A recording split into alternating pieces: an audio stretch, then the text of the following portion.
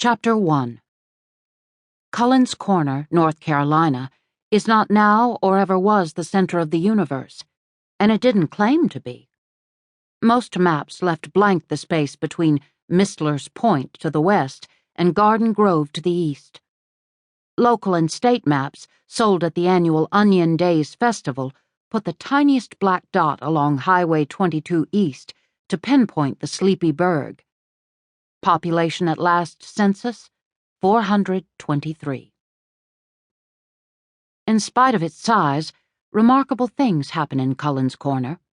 Like I said, there are the annual Onion Days Festival in July, and the Thanksgiving turkey trot and canned food harvest in November.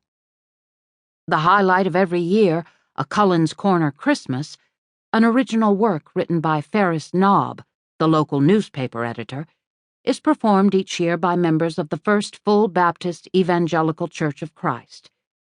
This church is the only church in Cullen's Corner, a conglomeration of 3 denominations that joined together when they realized that dividing the body of Christ severely hampered the prospect of a full cast for the Christmas pageant.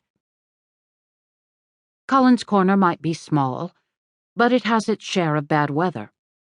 Hurricanes from the Atlantic and a sporadic tornado occasionally wreak havoc in the quiet Carolina nook, but the town stands firm, picks up the pieces when Mother Nature deals a bad hand, and thanks the Lord when clouds move on and the sun comes out. Neighborhood children play in yards, on porches, and sometimes in the middle of the street with little interference. The 2 stoplights at the edges of town work nearly all the time. When they don't, hardly anyone but passers-through notice. At one of these lights, one sultry Wednesday evening in mid-June, as folks were sitting on porches to talk politics, baseball, and quilting, Eva Jean Roberts, EJ to friends, stopped for a red light. The rented Ford carried just about everything that EJ could throw into a suitcase in 15 minutes. A toothbrush, 4.5 pairs of socks in various colors, 3 shirts, 3 pairs of slacks, and 5 shoes. Neatly tucked in the side pocket was a small tube of Kilgore's Simply Fabulous hair foam, guaranteed to make your hair, well, simply fabulous. It was EJ's favorite product, partially because she used it every day, and mostly because she owned half of Kilgore's Cosmetics, such as the company was. At the time she pulled into town, the red ink overrode the pride of partial ownership. Cell phone crammed to her ear, EJ concluded the 36th business call of the day and depressed the button. Stress lay unkindly on her features. Normally a pretty woman, tonight EJ looked as if she'd been pulled through a knothole backwards. The light changed, and EJ took her foot off the brake. The blue Alamo bumper sticker on the rental drew a fair share of attention from children chasing fireflies in the fading twilight. The luminescent bugs lit the faces of small children who held them close in their hands or trapped them in ball jars to show their parents, who had done the same thing for their parents before.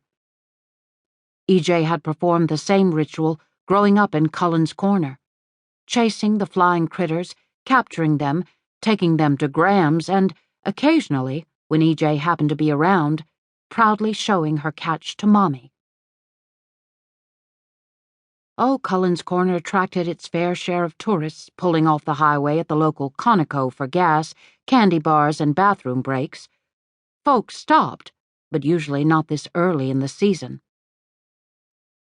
People born in Cullen's Corner tend, like Newton's first law of motion, to remain inert, to live, work, breathe, marry, and die right here in the corner.